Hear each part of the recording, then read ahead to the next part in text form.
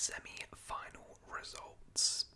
So we have our final confirmed: Liverpool versus Liverpool versus Newcastle, March 16th, 8 p.m.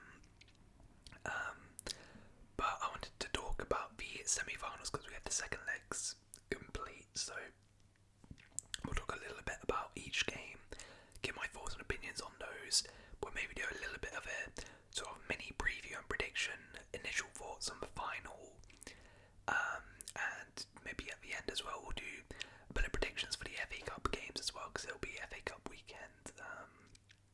So yeah, nice and chill one here, but let me know your thoughts on all of the games as well. But we'll start with this one. So Newcastle 2, Arsenal 0, goal from Jacob Murphy and Anthony Gordon. Aggregate score of 4-0 Newcastle, who in the end quite comfortably reach a second Carabao Cup final in 3 seasons. They're back in the EFL Cup final, and I mean, I don't think anyone expected it to be this easy.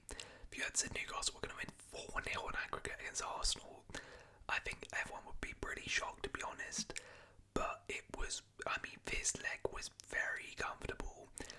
Now, early on, Arsenal had a big chance, big chance with Odegaard, where he hit the post. So this one.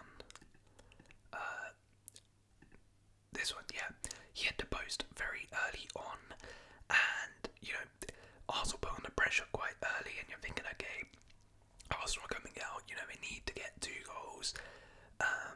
They're looking pretty good, and if this goes in, maybe it's a different game. Early goal, that's sort of what Arsenal needed in this one, being 2 goals down.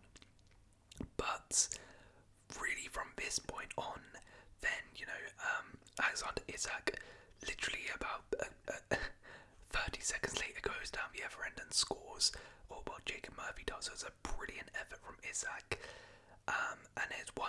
And yeah, from that point, Declan Rice had a chance which I think was saved.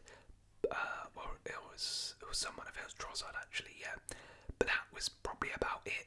Arsenal literally couldn't create a single chance after that, and after that, Odegaard admits it was a pretty comfortable win for Newcastle. Actually, I mean, look at that.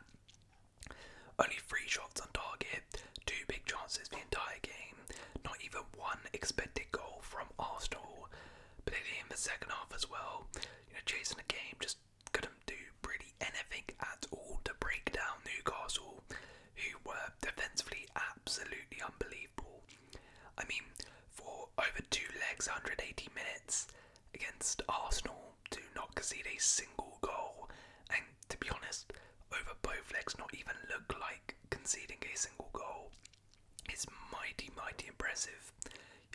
You have to give huge props, huge shout out to Eddie Howe, the way he set up this Newcastle team to 5-4-1. It's really become a bit of a kryptonite for Arsenal now. They've really become the bogey team for Arsenal.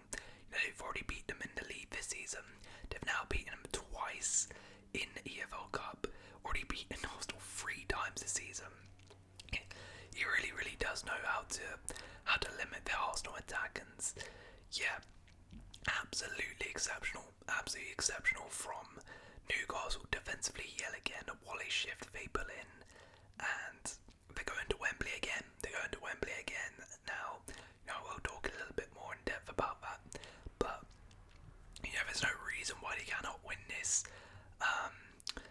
Given the performances against the bigger sides this season, given the way they performed over these 2 legs, they have thoroughly deserved it. They've miles cleared the Bella side in both legs. And I mean, yeah, what a story it would be for Newcastle to win a trophy. It's been so many years since they've won a trophy. Obviously, they were in the EFL Cup a couple seasons back and lost to United in the final, and pretty much it's the exact same squad. So that experience will definitely have helped them, and I'm sure in the final they'll maybe give a better account of themselves than they did in that final. And yeah, another trip to Wembley, it's fantastic for Newcastle fans, alright? So a huge well done to them. Also shout out to Kieran Trippier, because I thought he was really good in this game as well. But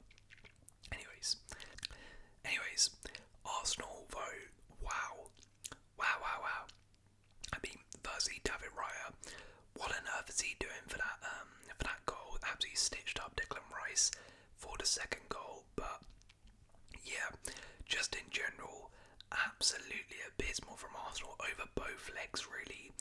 Could not break down this Newcastle team over 180 minutes to not score a single goal.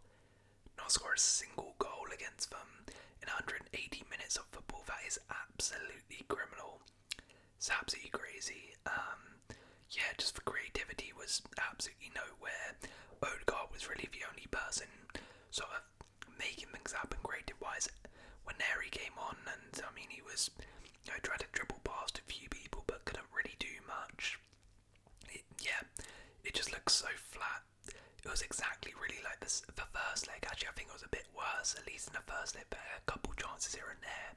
Arsenal literally didn't create anything in this game.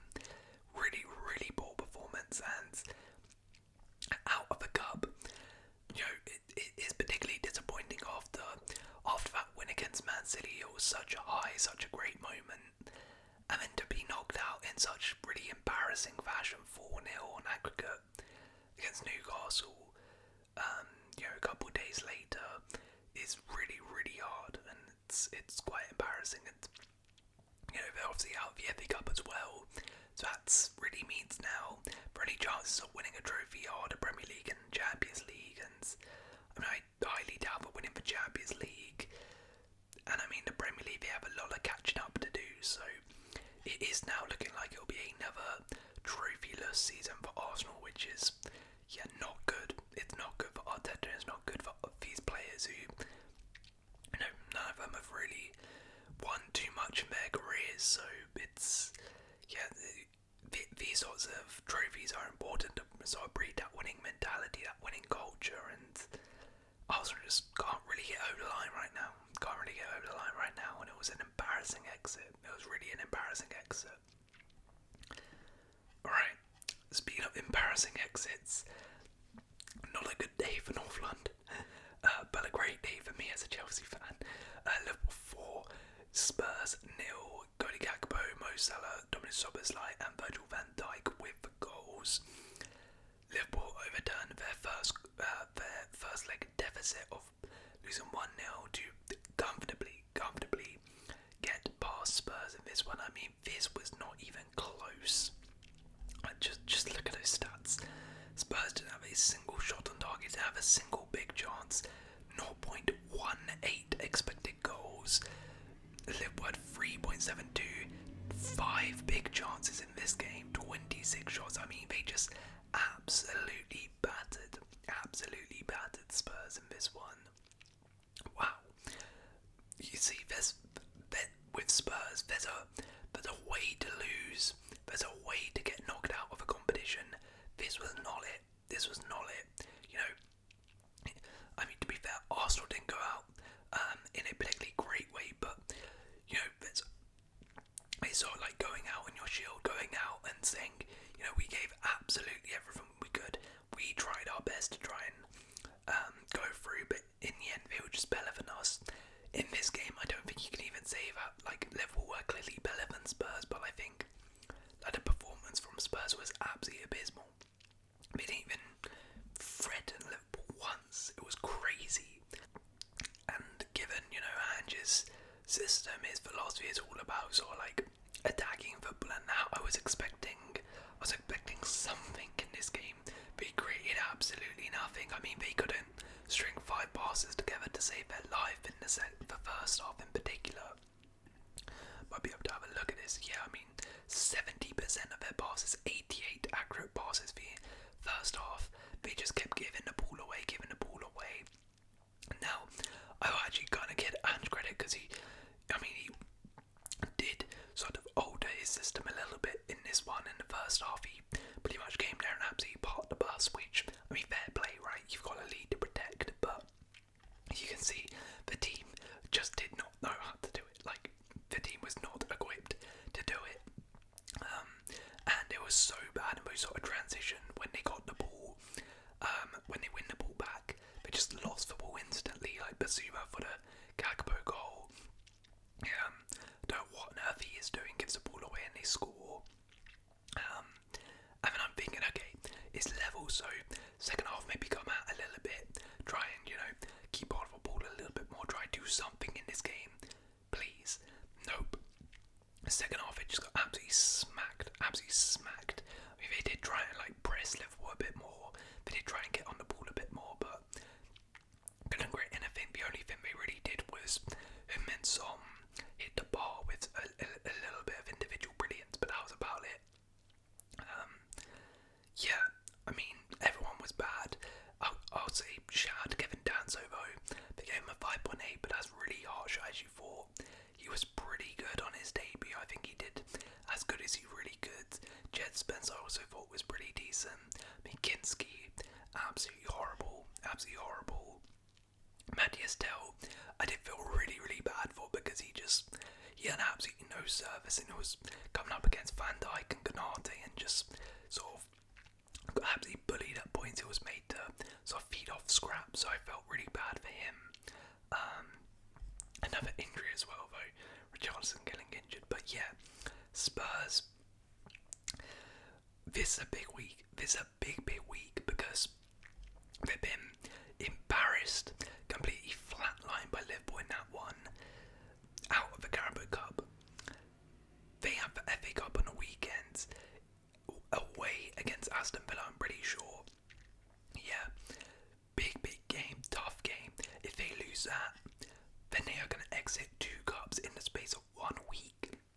And at that point, I think Ange is probably done. I think he's surely done, because I mean, what else is there to play for in the season? Obviously, they're doing nothing in the league, and yeah, you can say maybe Europa League, but I mean, the way they're playing, there's no way they're winning Europa League. There's no way they're winning it.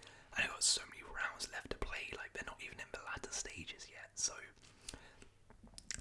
that Villa game now has become very important, very important for Ange and his job, I think, because yeah, that was an embarrassing exit from Spurs, completely embarrassing.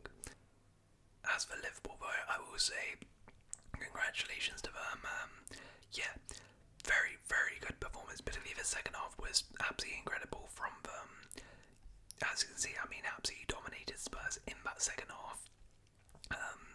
Gakpo back on a score sheet yet again. He's been fantastic. Salah, goal and assist, fantastic penalty, slotted that away nicely.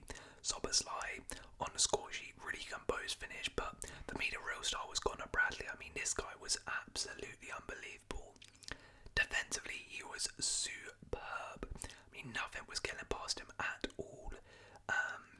I mean, he also made a brilliant run for this offside goal to get the assist. Yeah, Bradley was absolutely unbelievable in my opinion. Yeah, really good performance from him. Great performance from Liverpool.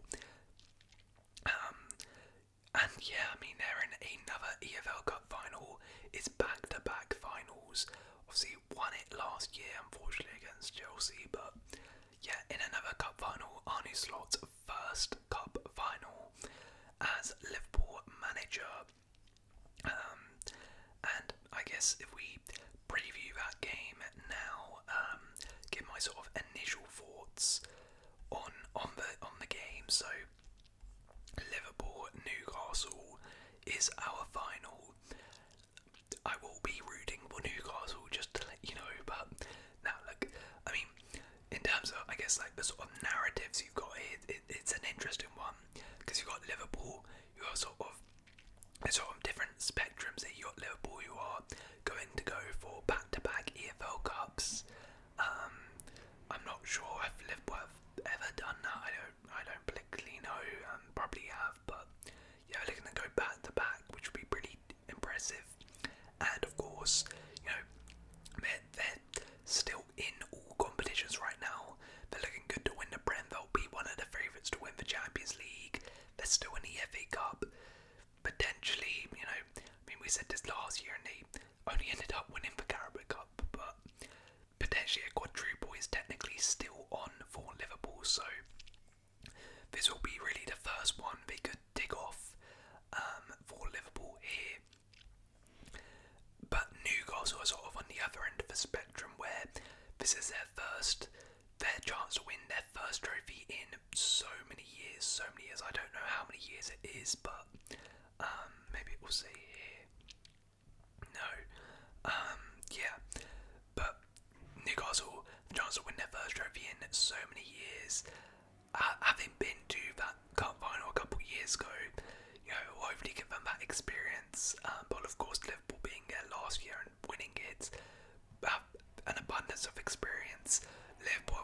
I'd say are probably the favourites, but I mean, in a final it sort of becomes 50-50.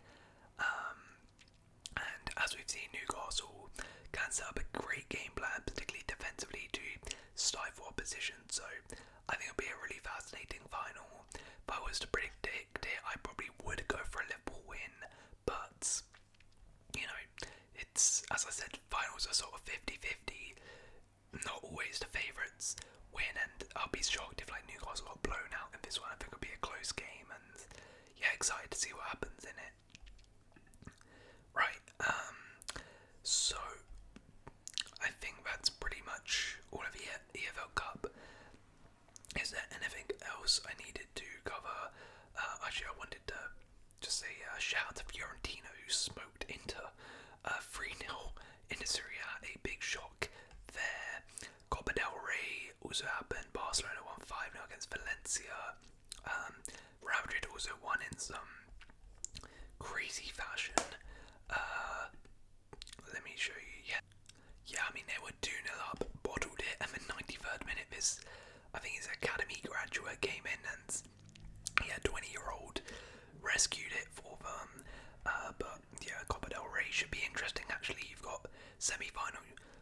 It's not been confirmed, but you got Atletico Madrid, Real Madrid, Barca, and Sociedad. So should be some interesting games there. You also had Coppa Italia and DFB Pokal, which Coppa Italia, Milan beat Roma 3-1. Joao Felix scored like 10 minutes into his debut for Milan, which is, I mean, a bit annoying as a Chelsea fan, but anyways.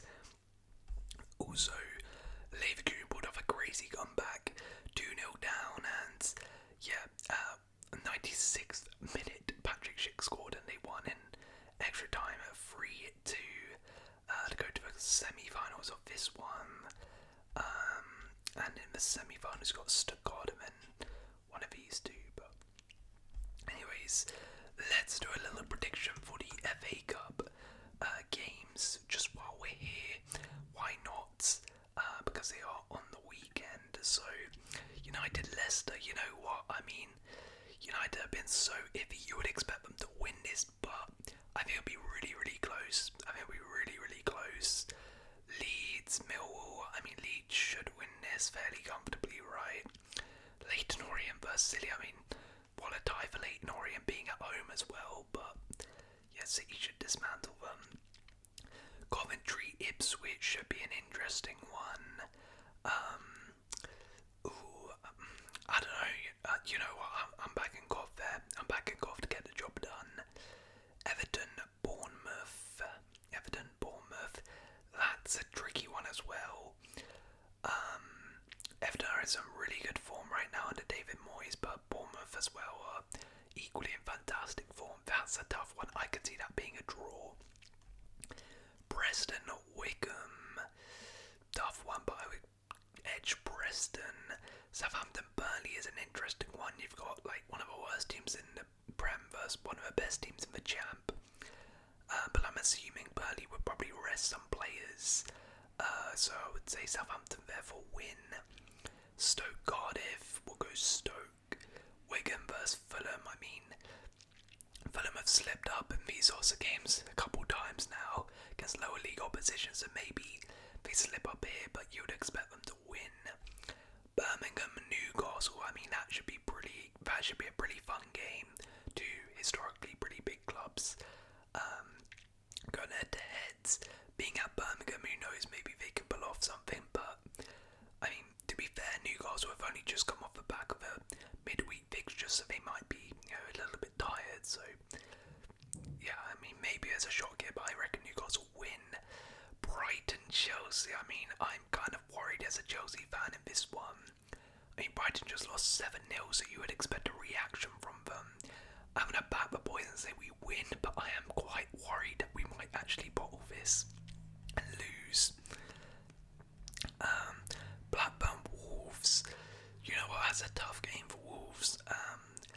But, I'll go for a little shock here. I'll say Blackburn beat Wolves here. Plymouth, Liverpool. I mean, Liverpool should get the job done here, right? Villa, Spurs. I think Villa are going to win it at home. Villa at home should beat Spurs here. Doncaster Palace, maybe Doncaster can do something here, but I'll say Palace win. And Forest Exeter, you know what? I'm assuming Forest going to heavily rotate this one because they're focused on the Prem. So just for the fun, I'll say Exeter pull off a shock there and beat Nottingham Forest. But anyways, yeah, we'll do a review, of course, of all the FA Cup games once that happens. But till then, I hope you guys have enjoyed this video. If you have enjoyed, please do leave a like, consider subscribing. I'll see you in another